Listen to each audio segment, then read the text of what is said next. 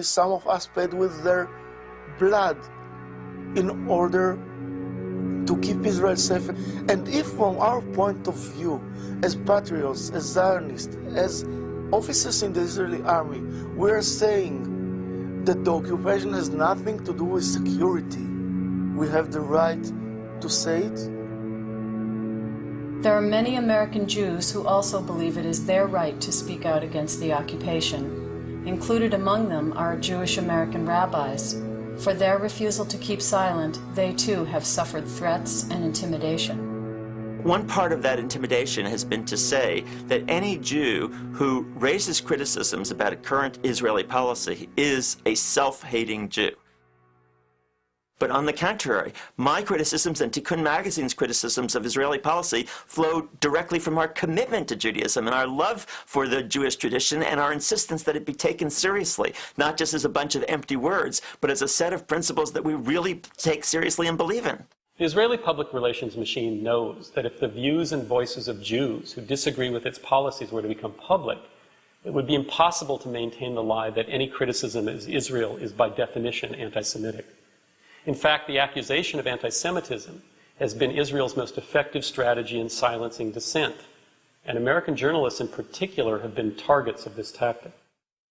Any environment in which a journalist or any person steps forward and starts making serious criticism of Israel, of America's relationship with Israel, the unconditional support for Israel, the failure of any serious pressure to be put upon Israel by the United States to prevent the building of further settlements for Jews and Jews only on Arab land, any suggestion that the war between the Israelis and the Palestinians is a colonial war will be met by a deafening chorus of accusations, slanderous and lying though they are, that the person who brings up that subject is in some form an anti-Semite or a racist. And this remains the constant weapon that is used. The fact that anti-Semitism is alive and well in the world today makes it all the more important to differentiate between real anti-Semitism that needs to be condemned and opposed in its own right, and its misuse as a PR strategy. Trying to scare people into silence by conflating any criticism of Israeli policies with anti-Semitism, in fact, detracts from the very real threat that anti-Semitism does pose. Because there are anti-Semites in the world, there are racists, and if this continued campaign of abuse against decent people, trying to shut them up by falsely accusing them of anti-Semitism continues, the word anti-Semitism will begin to become respectable. And that is a great danger. And then the really bad guys, and they're around, there are people who want to burn synagogues, just like there are people who want to burn mosques. They'll start coming into their own.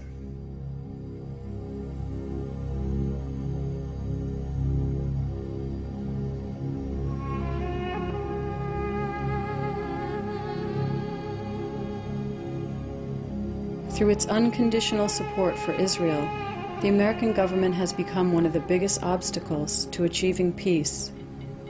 Consequently, the struggle for peace and justice in the Middle East will have to be waged here in the United States.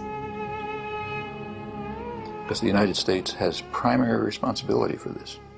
There's nothing either anti-Semitic or being a self-hating Jew and condemning U.S. policies which underlie massive atrocities and have been blocking a peaceful settlement, have led the world pretty close to war several times, nuclear war.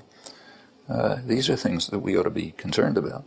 I mean, what Israel does, it's for them to worry about. What we do is for us to worry about. Americans need to wake up and find out what's happening in their name throughout the world. They have a responsibility. If they pretend to live in a democratic society, which is being eroded in terms of how democratic it is, to find out what your government is supporting, what it's doing overseas in your name with your tax dollars. I mean, people here do not want to send helicopters to attack civilians. You know, if people know what's going on in the occupied territories, they're not going to want to support it. I mean, any more than they support other atrocities that we're responsible for. So you keep it quiet. Describe it as a defense against terrorism, not as brutal military occupation which is evoking resistance. If U.S. policy shifts, the coverage will shift. The occupation doesn't serve security, and if the American public opinion will come to understand this very truth that we believe in, we hope that the administration, that the president will